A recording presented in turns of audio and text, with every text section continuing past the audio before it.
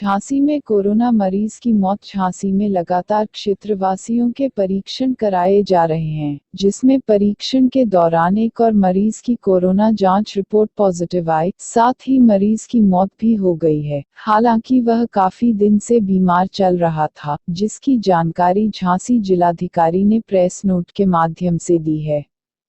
झांसी जिलाधिकारी आद्रा वामसी ने जानकारी देते हुए बताया कि 5 मई यानी आज 7 लोगों की जांच रिपोर्ट आई है, जिसमें 6 लोगों की जांच रिपोर्ट निगेटिव है, जबकि एक मरीज की पॉजिटिव पाई गई है। वहीं एक कोरोना मरीज की मौत भी हो चुकी है।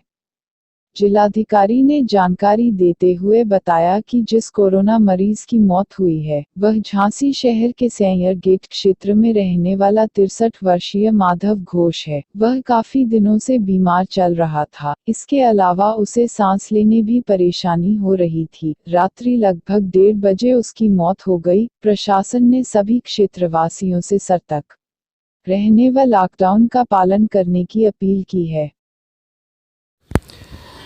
जैसे झांसी जनपद में सैंयर गेट, ओरछा गेट, टालपुरा, कुश्तियाना, इन सारे मोहल्लों को पहले से भी हॉटस्पॉट निर्धारण करके कंटेनमेंट जोन घोषित कर दिया था।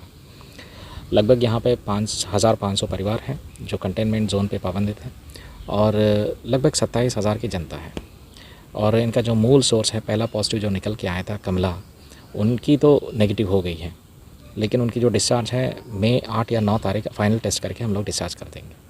इसी बीच में उनसे जुड़े हुए डायरेक्ट कॉन्टैक्ट्स या इनडायरेक्ट कॉन्टैक्ट्स लगभग 175 लोगों की तो सैम्पलिंग की गई है।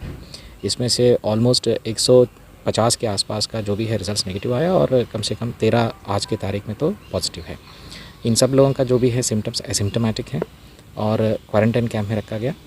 और क्वारंटाइन कैंप मतलब रानी लक्ष्मीबाई मेडिकल कॉलेज की आइसोलेशन वार्ड में रखा गया। इनका ट्रीटमेंट चल रहा है और जैसे नेगेटिव हो जाएगा 14 दिन के एडमिशन के बाद इनको हम डिस्चार्ज कर देंगे।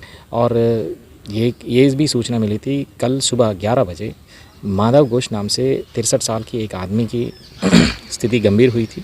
ये सैयर गेट के रहने वाले हैं और इनका जो भी है मेडिकल कॉलेज में और हॉस्पिटल में इनका भर्ती किया गया था सुबह 11:30 बजे के आसपास। और मेडिकल इमरजेंसी सिचुएशन में आए थे तो फिर तो डॉक्टर्स ने तत्काल इनको एडमिट करके इनकी कुछ रेस्पिरेटरी प्रॉब्लम्स है तो फिर तो ट्रीटमेंट करना शुरू कर दिया था। और इनकी मौत लगभग 3:30 बजे दोपहर हुई थी। लेकिन कोविड प्रोटोकॉल के तहत जो भी आएगा मेडिकल इमरजेंसी में उनका तो सैंपल लेना अनिवार्य है। तो सैंपल ले चुके थे। सैंपल का रिज़ल्ट कल रात 1:30 बजे आया था। 1:30 बजे इनको कोविड पेशेंट मानते हुए, कोविड पॉजिटिव मानते हुए इनका तो जो ऑफिशियल कोविड डेथ घोषित किया गया था। बात यह है कि माधव घोष की विगत 1 साल से गंभीर बीमारी चल रही थी।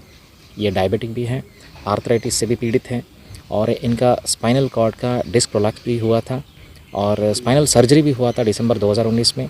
और विगत 4 महीनों से ये बेड रेस्ट में थे और इनके सर्जरी के बाद इनका स्पाइनल इन्फेक्शन भी हुआ था। जो पस है उनकी spinal cord L2, L3, L4 की रीजन से निकलती थी। ये सारी चीज़ हमारे मेडिकल टीम्स ने पुष्टि कर दिया था कि इनकी जो भी है इम्यूनो डेफिशिएंसी स्टेरॉइड्स या इम्यूनो सप्रेशन स्टेरॉइड्स का भी ये एक दवा भी ले रहे थे, जिसकी वजह से इनकी इम्यूनिटी पे एक बहुत बड़ी प्रक्रिया जो स्थगित हो गई थी।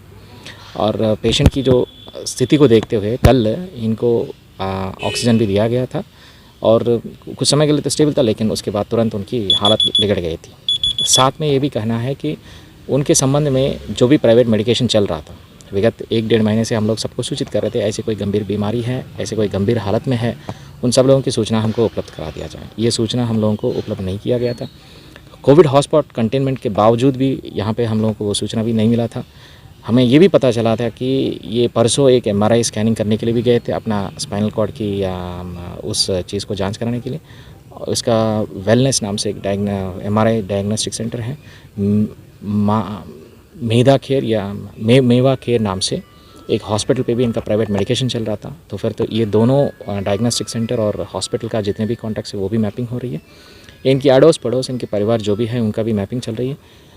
बात क्या है कि ये with in the hotspot area में ही सीमित है, तो फिर तो with in the hotspot area में इन लोगों का जो भी है कंटेनमेंट हो गया और उसका भी एक सेपरेट मैप बना के उसका सैम्पलिंग करना हम लोग शुरू कर देंगे। सर, कोई बाहर से मजदूर भी आके यहाँ दाखिल हुआ है गंभीर होकर कोरोना पॉजिटिव, कोरोना संदिग्ध? बात यह है कि जितने भी मजदूर आए थे, हमारा कॉन्सेप्ट क्लियर था कि नगर के हाईवे के अगल बगल में उन लोगों को शेल्टर होम पे रखा जाए, उन लोगों की क्वारंटाइन पीरियड पूरी करने के बाद उन लोगों को अपना गृह जनपद भेजा जाए। और अन्य जनपदों से भी झांसी से जुड़े हुए जो भी है मज़दूर अपना 14 दिन की क्वारंटाइन पूरी करके आए थे, लगभग 1000 के आसपास है हमारा पैरामेडिकल क्वारंटाइन कैंप में थे, जिनका क्वारंटाइन पूरी हो गया था। हम लोग उनकी रैंडम सैम्पलिंग करके उनको अपना होम क्वारंटाइन पे भेजना है, जो हम ऑलरेडी डॉक्यूमेंटेशन करके कर चुके थे।